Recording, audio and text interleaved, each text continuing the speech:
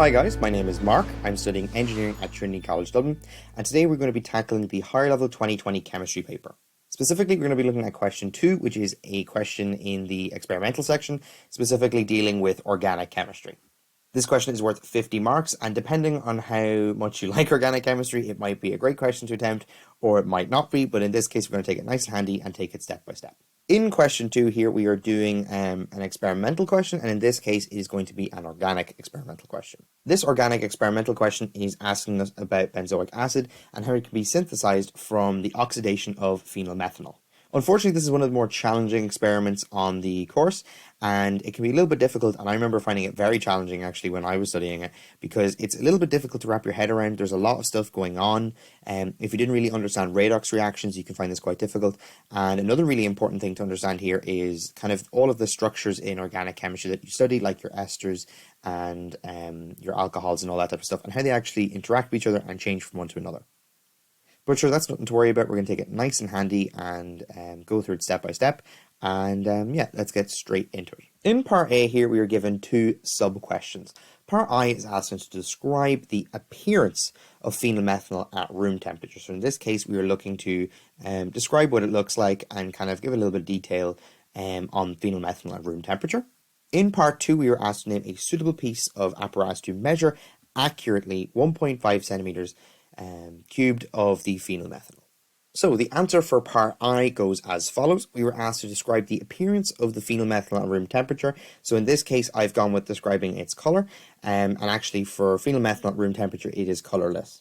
Another way you could approach this is by describing kind of what it looks like, or more importantly, kind of like what state it's in. So if you said anything along the lines of a liquid, or you could say it's oily, that is also completely acceptable. Describing the color is one way to approach it. You could say that it is clear, colorless. I think they also would accept pale yellow. So you have quite a bit of scope here, and they were only kind of looking for one buzz term. In part 2, we were asked to name the suitable piece of apparatus, and in this case, it's measuring accurately 1.5 centimeters cubed, which is actually a very small volume, and it means you can't use any like really big, bulky lab equipment. You couldn't use like a big full-size graduated cylinder because, you know, it isn't actually accurate to that level. But in this case, I've gone with a graduated syringe. Similarly, you could have gone with a few different answers. A graduated dropper also works, or a graduated pipette. These are just kind of like, they have little markings kind of showing off different volumes, and a dropper is very small, and so is, you can get micro pipettes, which also work. So yeah, you could have gone with any of those, but in this case, I went with graduated syringe. There was a total of 5 marks going in this question, and the breakdown goes as follows. You got 3 marks for saying that it was colourless, or describing the appearance of any of those correct terms that we mentioned earlier, and you got another 2 marks for correctly giving the piece of apparatus. So in this case, we went with the graduated syringe, but yet again, as I said earlier, you had a little bit of scope, and yeah, not too bad. In part B here, we are asked to kind of discuss how the appearance of the reaction actually changes. And we're asked to describe this appearance and how it changes when it is heated. That's an important thing to know here. The phenylmethanol is being heated alongside some potassium manganate in a solution which sodium carbonate has been added. So there's a lot of stuff going on in this question, and you might find it a little bit difficult and might get a little bit overwhelming. But the key thing to know here is we were actually only being asked for the appearance. So, you know, it really is very similar to what we just did before. It is really only asking for kind of a color change. So if you know your color changes in this experiment, happy days. You know, it isn't actually as complicated as the question would make it seem. The answer for part B goes as follows, and actually what we need to describe the initial appearance, what it was before the change, and what it is after. So that's what they're looking for. They're looking for a before and an after. In this case, the initial color, or the initial appearance, was that of a purple color. And what happens is over the course of the, over the course of heating it alongside the potassium manganate and with the sodium carbonate, we see that the purple color, which changes into a dark kind of brownish mixture. So in this case, the buzz terms that they were looking for was this purple or violet kind of color, and the final one was a brown, dark, kind of blackish. Anything in and around that, you get the full marks, which is perfect. The breakdown of the marks goes as follows. There was 6 marks up for grabs here, and each one of the buzz terms in this case were both worth 3 marks. So you got 3 marks for correctly saying the initial color, which was purple or violet, and you got another 3 marks for correctly saying darkish, brownish, black color as well, which would also, any of those, completely fine. In part C here, we are asked to describe what is observed during stages D and E. So this is referring to the diagram that we looked earlier, and we're going to have a wee look at that now. So here we are looking at the question itself, and we're looking at the diagram that was mentioned just there, and we were asked specifically about question, or should I say stage D and also stage E. So we're kind of looking for the change that happens between both of them, and from the diagram we can see that what's happening is we are adding Na2SO3, and then we are cooling it in ice water. So you know, just if that helps jog your memory at all, that's kind of what they're asking us for. Going back to our question here, an important thing that I actually almost missed is the second line here, just explain these observations. So a really important thing here is actually explaining them. It's a really easy place to lose marks, just describing the change and not the reasoning behind it. And I've made the mistake myself, and I'm sure plenty of other people doing this have made their mistake themselves as well, because sometimes when you see that first line, you already know where the question is going and you kind of jump straight to it. And in this case, it's super easy to miss something like that. So just make sure you double check, double read, kind of look over, and in this case we need to give a description, but we also need to give an explanation. So here is our answer, and we have our description here and our explanation, so we're going to take you through it nice and slowly. The description goes as follows. During stage D, the brown solid itself, so you know, that's our initial state, that's actually what it is beforehand, it disappears, or another way you could kind of say that is it fades or it dissolves. And moving into stage E, what we actually see is these white crystals made from the benzoic acid, they actually begin to form. Another way you could have phrased this is kind of like a white solid is created, or a white substance can precipitate at this stage.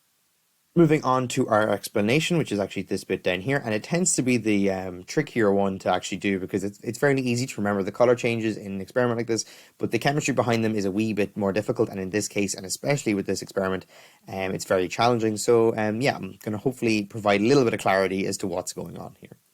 In stage D here, we're actually dealing with the chemical MnO2 inside of the conical flask, so MnO2. And in the compound MnO2, what we actually see is it is being reduced. When it is reduced, the colorless Mn2 plus is actually formed, and as a result of this, we see the crystallization of the benzoic acid. And going back to that colorless, that is why we see these kind of white crystals and these kind of clearish ones, you know, being formed of the benzoic acid itself. I'm hopefully going to provide a little bit more understanding to the chemistry behind it. As to regards with this MnO2, this is just kind of what we're finding in the flask at this time. MnO2, or in this case, be manganese oxide. The manganese in this instance has a 4+ charge on it. So as we were saying earlier, or hopefully you've covered previously in different topics on the chemistry course, in the Mn, or when Mn has this 4+, it has a certain color associated with it, and when Mn has a 7+ charge on it, it has a different color associated with it. So as these kind of can change between them, we can see color changes in the material that it's actually in. In this case, MnO2 and this Mn4+ actually has a brownish kind of color, and that's where we get this brown solid, which I mentioned up the top here. It's brown initially to start with. As we move from stage D to stage E, the compound itself is actually reduced, and when it is reduced, that Mn4+ drops down to Mn2+. And as I was saying before, Mn4+ has a specific color, Mn7+ has a specific color, and in this case, Mn2+ just has this kind of colorless. It's completely clear in this instance, and that is why we get these white crystals, is because when it is reduced, the Mn4+, which was there to make it brown, is no longer there, and that brown color just kind of disappears, or in this case dissolves.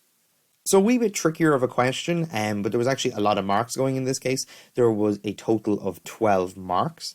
There were 6 marks going for the description, and there was also 6 marks going for the explanation, giving you a total of 12. And yeah, let's get straight into the breakdown. So you got 3 marks for talking about stage D and this brown solid which disappears.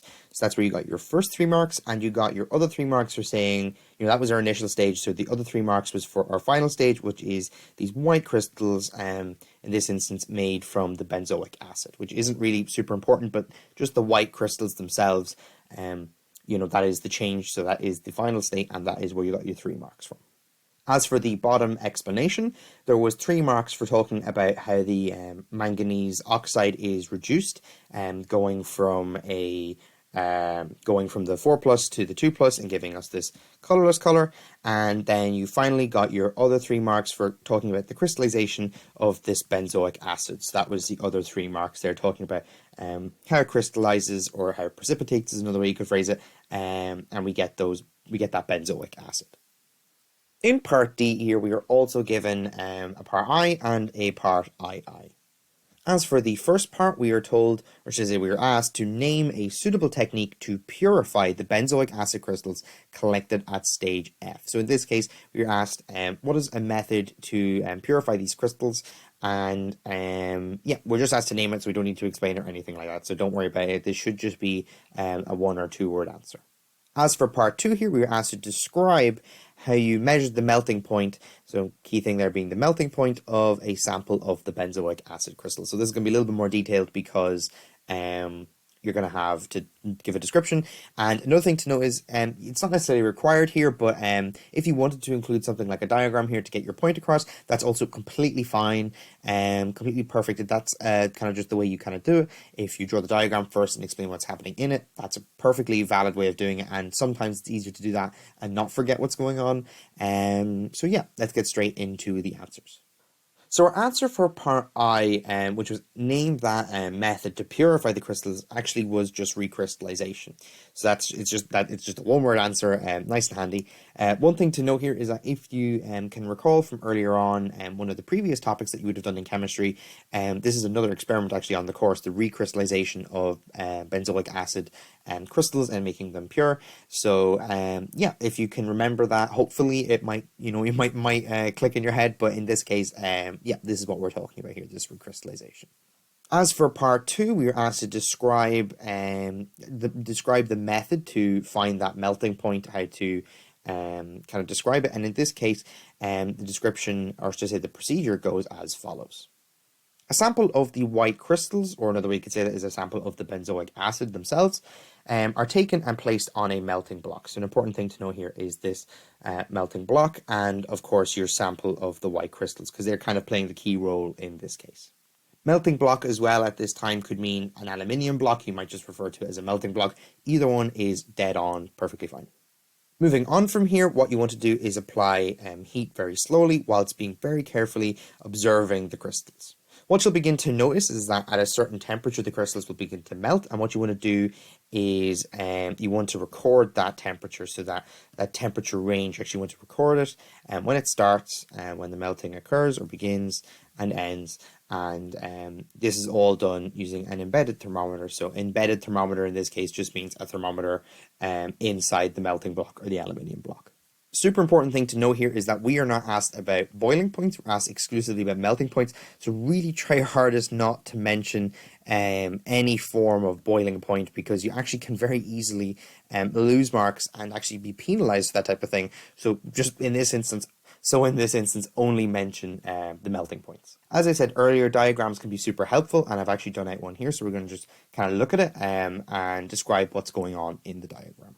So here is my small diagram of what's going on, and I'm going to go through it and label it and kind of explain what's going on. An important thing to know here is this is not super needed. This is just trying to give you a better idea of what's going on. So here on the right hand side we have a very poorly drawn thermometer, and the point of that, as I was saying earlier, is that's embedded in the aluminium block, which is this big rectangle here. So this is our block here, and it's embedded in the block, and you use it to whenever the crystals start to melt, you can look at your thermometer and you can tell the temperature, and you mark that because that's the start of your range. Down the bottom here we have a source of heat, so this could be just set up to be a heat source, and this could be anything from like a Bunsen burner, or you could use kind of anything in this instance. Yeah, what will happen is it'll gradually increase the temperature of the block, and that's how you find your range. Over on the left here we have our crystals, so these are your white sample that we mentioned earlier on in our description. And yeah, so basically, as I was saying earlier, you place the crystals on the block and slowly increase the temperature. What eventually happens is they begin to melt, and you want to use your thermometer to measure the point where they start melting and the end point, and that will give you your range. There was 12 marks going for this section here, and the breakdown goes as follows. There was 3 marks going for the answer to this first question, which in this case was recrystallization. It was the only answer acceptable because it's kind of like the only method you cover at Leaving Cert Chemistry, in this instance, to purify those crystals. For part 2, when you're asked to describe the procedure, it's a little bit more complex, but your first set of 3 marks would go to mentioning the sample of these white crystals and taking them and placing them on this melting block. Another 3 marks goes to mentioning the heat that you slowly need to apply to the block and slowly raising that temperature. And just kind of over here where I mentioned that you need to record the temperature range at where it begins and ends in terms of like the melting of the crystals. You want to record the temperature where they start melting and where it ends. That will give you your temperature range using the thermometer. So that's where you get your final 3 marks, and that will give you your total of 12 marks. In part E here, we are asked to do some calculations. So as always with these experimental questions in chemistry, towards the end of the question, we're asked to do a few calculations. And in this instance, part E is that section. In part E, we have 2 sub-questions, and we have a little paragraph to read through. So we're going to have a look at that first, and then we'll get straight into part I and part II. We are told that a student used a solution containing 3.16 grams of potassium manganate to oxidize 1.5 centimeters cubed of phenylmethanol with a density of 1.04 grams per centimeter cubed, as described above. In part I here, we are asked to show by calculation whether there is a sufficient amount of potassium manganate to oxidize all the phenylmethanol according to the balanced equation above. And in part 2, we are asked to find the theoretical yield in grams of benzoic acid. So theoretical yield being the important thing there. I'm going to get started with part I here, and the first thing that we have to notice is that we are using the word sufficient. And whenever you see the word sufficient, you should be thinking of something called the limiting agent. So in this case, what we're being asked to do is identify whether phenylmethanol or potassium manganate is the limiting agent, and we kind of need to make sure that there is excess potassium manganate so that all of the phenylmethanol can be oxidized. If you can't remember what a limiting agent is from stoichiometry, a limiting agent or limiting reactant is something that is used up entirely in the reaction. It basically means that when you mix 2 compounds together according to a balanced chemical equation, there's usually one that has a little bit extra than is actually needed, and that would be in excess, and the one that is used up entirely is your limiting agent. So in this question, we are actually asked to identify whether there is enough or excess potassium manganate present. When working with limiting agents, the first thing you should always do is convert everything into moles and find the number of moles of everything that you have. And the way that we're going to be doing that is by using the information given in the paragraph above. In the paragraph above, we are told that we have 1.5 centimeters cubed of the phenylmethanol, and we are also told its density, which is 1.04 grams per centimeter cubed. What we have here is a volume and a density, and that means that we can actually use this and use our density formula, which is found in the log tables, to find our mass. Now you might be kind of asking, why do we care about the mass? Why do we want to find it? And the reason is we can actually use one of our volumetric analysis triangles that we mentioned before, which is super important and very, very, you need to remember it. But we can actually use that to convert mass into the number of moles, which is kind of the end goal here. As I was saying earlier, we want the number of moles. So the first thing we need to do is find the mass. And the way we're going to be doing that is by using the density formula found in our log table. Coming to our log tables now, and in the forces and materials section, we will find our formula for density, which is rho is equal to m over v. In this case, rho means our density, and m is mass, and v is volume. So density is mass per unit volume. Coming back to our question, I'm just going to write down our formula. So we said that was going to equal to, rho was going to equal to m over v. And as I was saying, we actually really are only interested in our mass. So we can say that mass is equal to rho times v by just rearranging it. Now what I'm going to do is plug in the information that we know. So as we said earlier, our density, or rho, is going to be 1.04 grams per centimeter cubed. And then we're going to be multiplying this by our volume, which is 1.5 centimeters cubed. Pulling up my calculator here, I'm just going to fill in the information that we know. So we're going to be multiplying 1.04 and then times this by our 1.5 centimeters cubed, so 1.5 centimeters cubed, and then that's going to give us an answer which is 1.56 grams of phenylmethanol. So writing this down, we're going to have our 1.56 grams of phenylmethanol. And one thing to note here is that we're going to be having, this is going to be in grams because we are multiplying we're multiplying a volume of 1.5 centimeters cubed times some grams per centimeter cubed. So basically the centimeters cubed there will actually cancel out and we'll get an answer in terms of grams. So now that we have the mass that we were looking for earlier, now we can move on to the next step, which is finding the moles, as I was saying at the start. We need to find the moles because that's just the best way to approach all of these limiting agent questions. Since we're looking for moles, if you wanted to cover the triangle with your thumb, you could cover the mole side, and you'd see that all we need to do is divide mass by relative molecular mass. So just writing that out fully, the number of moles is going to equal to mass divided by the relative molecular mass. Now, the tricky thing here is actually finding that relative molecular mass. Relative molecular mass here is of phenylmethanol because we're actually working all in terms of phenylmethanol so far. So in order to find the relative molecular mass of phenylmethanol, we need to know the formula. Now, this might seem really tricky. They hardly expect me to remember the formula for phenylmethanol.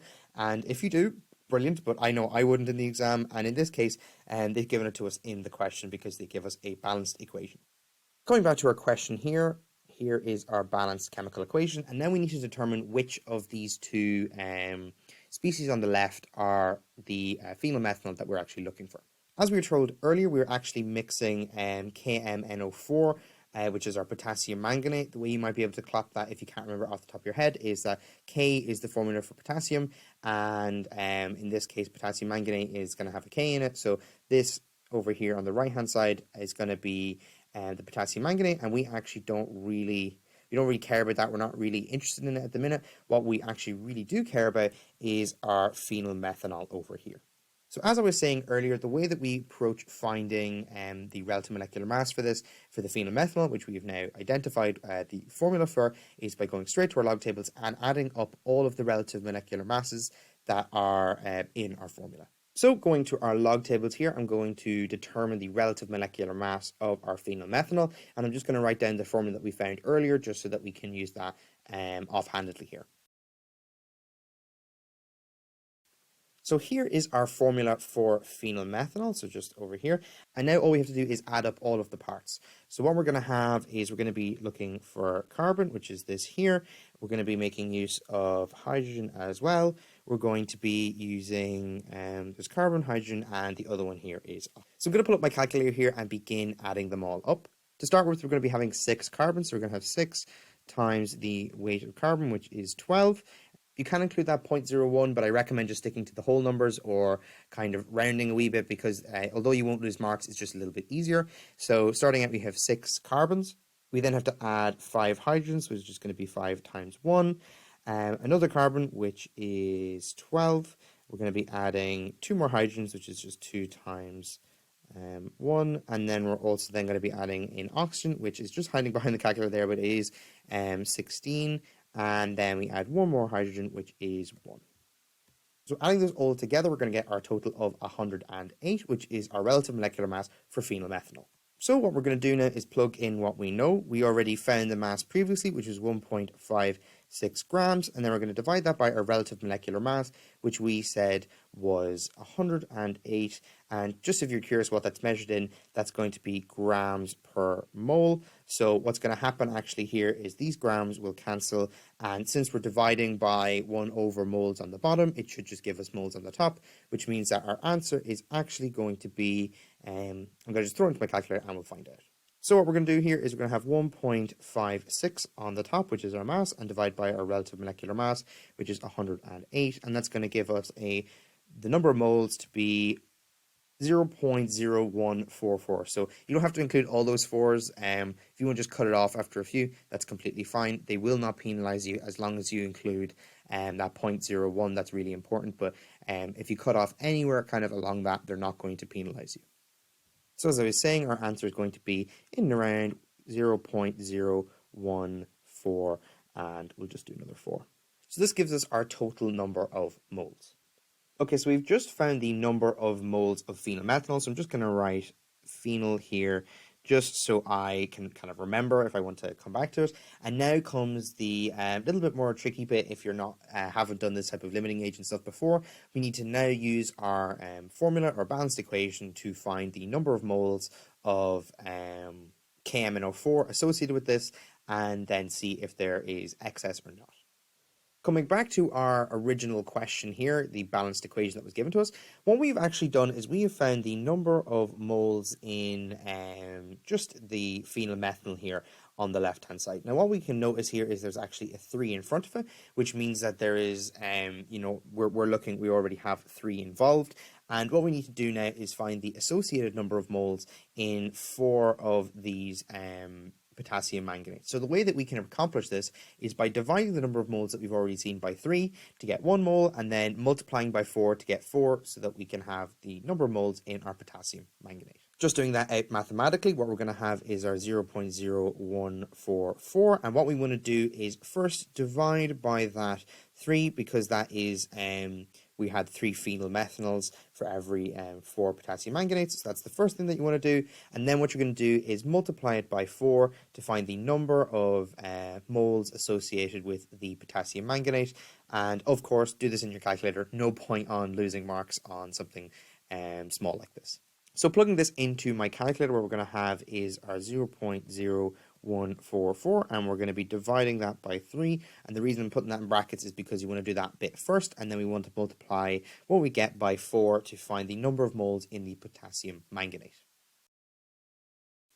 So plugging that into our calculator, we're going to get 0.0192 moles of potassium manganate, and I'm just going to write that down. As I did before with the phenylmethanol, I'm just going to write KMN04 just underneath it, so I can, kind of remember what I'm dealing with. It can be very easy to mix up these number of moles, so it's just kind of important that you understand which one is which.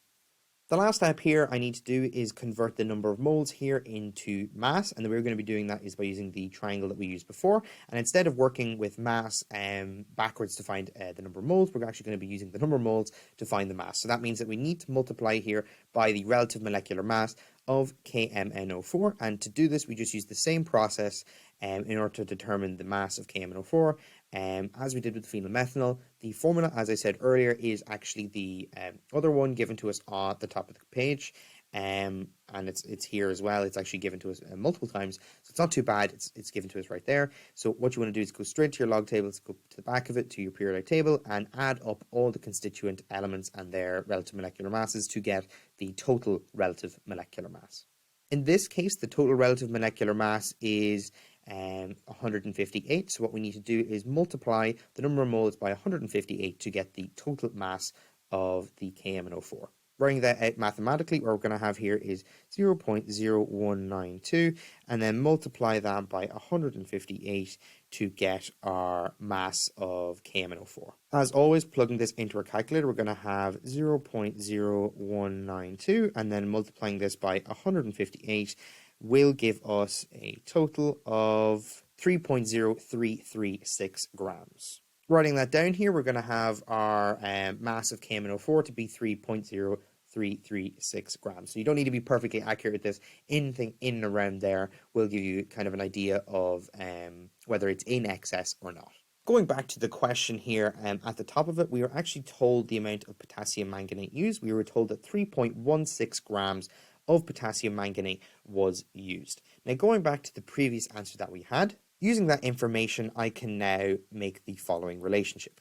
We were told that 3.16 grams of the KMNO4 was used, and in reality, we were also told that 3.0336 grams were actually theoretically needed to react with all the phenylmethanol. What that means is because 3.16 grams is bigger than 3.0336 grams, it basically means that we needed the 3.0336 grams in order to theoretically do the reaction. That was the minimum amount needed. But in reality, we actually got 3.16 grams, which means that there was excess amount needed. And as a result, the answer to that first question is yes, there was enough potassium manganate used for the reaction to take place. So yep, that question was a little bit tricky, and there was quite a bit going on to it, and there was a total of 12 marks going for it, and the breakdown goes as follows. You got 3 marks for correctly using and kind of identifying that density formula and how to use it to find the mass of the phenylmethanol. You get another 3 marks for correctly identifying the number of moles of phenylmethanol associated with this mass. And finally, you get the final 3 marks for correctly multiplying by the relative molecular mass of KMNO4 to find the mass associated with this number of moles. Now, you can do this in a couple different ways. The way I did it was just kind of the way I learned how to do it. and that was get your mass, convert to moles, then using your ratios to find the moles of the other reactant, and then convert that to mass and compare your two original masses. The other way you could do this is finding your moles of phenylmethanol and then finding the moles of KMnO4, because you actually have all the information given to us. The 3.16 grams is given to us in the question, and then using those number of moles, we can determine if there is excess or if there is not, using the same method as before. Moving on to part 2 of our calculations, we've already had a brief look at it, but I'm going to just revisit it now. In this case, we are asked to find the theoretical yield in grams of benzoic acid. This is actually a really nice and simple question, because we've already done a lot of the grunt work with part I, because we've worked with a lot of moles and conversions, and yeah, it means that basically we have all the information that we need already to find this answer. The way that we're going to go about finding this answer is actually going to be by using the formula given to us at the top of the question.